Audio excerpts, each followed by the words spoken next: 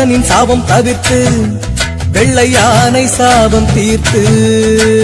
இந்திரனின் சாபம் தவிர்த்து வெள்ளை யானை சாபம் தீர்த்து கடம்பவனம்